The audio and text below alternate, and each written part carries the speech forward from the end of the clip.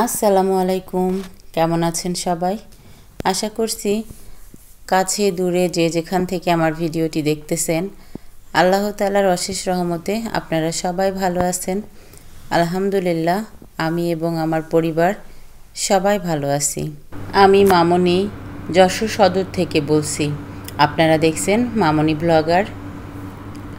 তো গত ভিডিওতে দেখেছিলেন আমি একটি হলুদের অনুষ্ঠানের কিছু অংশ আপনাদের সামনে তুলে ধরেছিলাম, আর আজ কিন্তু বিয়ের কিছুটা অংশ আপনাদের সাথে তুলে ধরতে যাচ্ছি।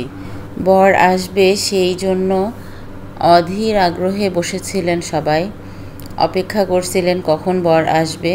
আর সবার অপেক্ষার অবসান ঘটিয়ে বর কিন্তু চলে এসেছেন। তো আমি ওখানে বর যখন এসেছেন তার কিছুক্ষণ পরেই গিয়েছিলাম, যে খাবারটা খেয়ে প্রচণ্ড গরম ছিল, যার কারণে আর বেশি সময় ওখানে দিতে পারি নাই, চলে এসেছিলাম বাসায়। আর আমার মেয়ে কিন্তু বর আসবে আর বরকে রিসিভ করতে হবে, এই কারণে ওখানে আরও সব মেয়েদের সাথে ছিল, যার কারণে ও খাবারটা ঠিকমতো আমাদের সাথে খেতে পারিনি আর কি। তো ওকে বলেছিলাম যে আমি অপেক্ষা করতেছি, এখানে ওয়েট করতেছি তোমার জন্য, তুমি যাও যে খাবারটা খেয়ে নাও।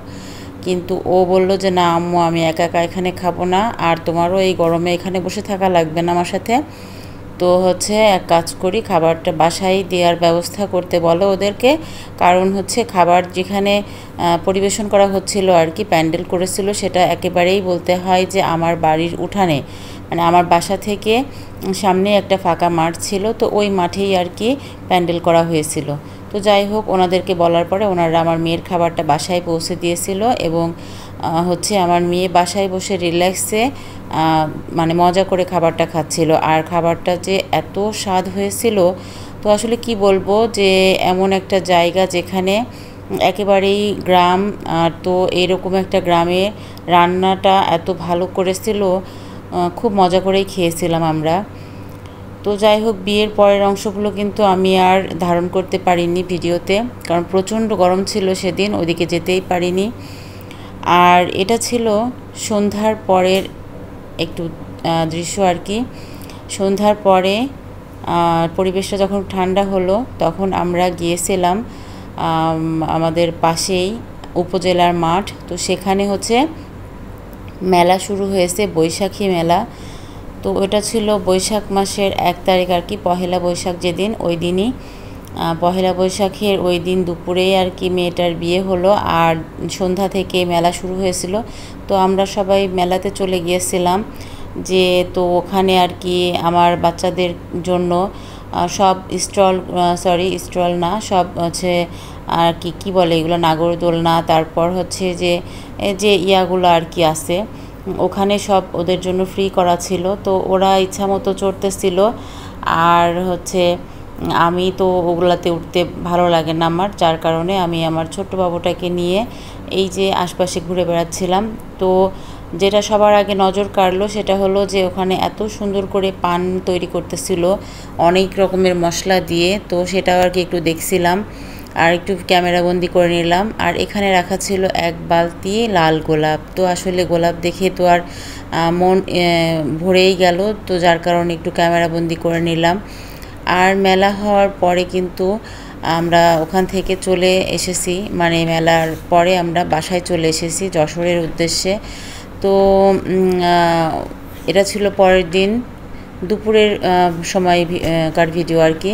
তো পরের দিন দুপুরে ফেরিঘাটে চলে এসেছি, আর এর আগ পর্যন্ত আমি কিছুই ভিডিও করতে পারিনি, কারণ এত পরিমাণে ব্যস্ত হয়ে পড়েছিলাম রেডি হওয়ার জন্য। তো হঠাৎ করে আপনাদের ভাইয়া ড্রাইভারকে কল দিল যে আমরা যশোরের উদ্দেশ্যে রওনা হব, আপনি গাড়ি নিয়ে চলে আসেন। তো ভাইয়া বললেন যে আচ্ছা ঠিক আছে, আমি আজকেই আসতেছি। তো ওই কথা শোনার পরে মানে তাড়াহুড়ো করে আমরা রান্নাবান্না করে খাওয়া দাওয়া শেষ করে তারপর রেডি হয়েছি সমস্ত ব্যাগ। তো আসলে আমরা যখন যাই আর আসি তখন মানে কিছু না হইলেও একজনের 2টা করে ব্যাগ হয়ে যায়। তো সেই রকম একটা অবস্থা, গাড়িতে দেখা যায় যে ব্যাগ রাখারই জায়গা হয় না, শেষে আমাদের পায়ের কাছে ব্যাগ নেওয়া লাগে, এরকম একটা পরিস্থিতি হয়ে যায়। তো যাই হোক, সব কিছু শেষ করে আমরা কিন্তু ঈদ শেষ করে আপনাদের ভাইয়াকে সাথে করে নিয়েই বাসার দিকে রওনা হচ্ছি। তো এই যে ফেরিঘাটে এসে অপেক্ষা করতেছিলাম যে কখন ফেরি আসবে আর আমরা ফেরি পার হয়ে ওই পারে যাব। আর ফেরির ওই পারে আমাদের জন্য আমাদের গাড়ি অপেক্ষা করতেছে। তো সেখানে যেয়ে আর কি আমরা গাড়িতে উঠে রওনা হব। তো এতক্ষণ পর্যন্ত আমার ভিডিওর সাথেই যারা আছেন তাদের সবাইকে একটু অনুরোধ করি, সেটা হলো যে আপনারা প্লিজ আমার ভিডিওতে একটা লাইক দিবেন। একটা লাইক আপনার কাছে হয়তো কিছুই না, বাট আমার কাছে আপনার একটা লাইক অনেক বেশি মূল্যবান। আপনার একটা লাইক আমার চ্যানেলটিকে আরও অনেক সামনের দিকে এগিয়ে নিয়ে যেতে সাহায্য করবে। তো প্লিজ আমার চ্যানেলটিতে একটা লাইক দিয়ে আমার ভিডিওটা কন্টিনিউ করুন। তো অবশেষে আমরা কিন্তু যশোরের উদ্দেশ্যে রওনা হয়েছি। আর আমার ছোট্ট বাবুটা ওর বাবার সাথে সারাটা রাস্তায় খুব দুষ্টুমি করতে করতে গিয়েছে। ও কিন্তু অনেক দুষ্টু হয়ে গেছে। আমরা যখন রওনা হয়েছিলাম তখন কিন্তু সত্যি কথা বলতে আমার মনটা বেশ খারাপ ছিল। তার কারণ হচ্ছে ওখানকার পরিবেশে ওখানকার মানুষজনদের সাথে এত পরিমাণে ক্লোজলি আমরা চলাফেরা করি যে ওখান থেকে চলে আসার সময় আমরা যেমন খুবই কষ্ট পাই, ওখানকার মানুষগুলো, আমার আশেপাশের মানুষগুলোও খুব কষ্ট পায়।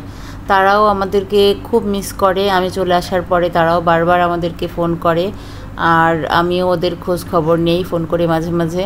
আপনাদের ভাইয়ার কাছেও জিজ্ঞাসা করি যে ওরা কেমন আছে না আছে, ওখানকার খোঁজ খবরগুলো মাঝে মাঝে নেই।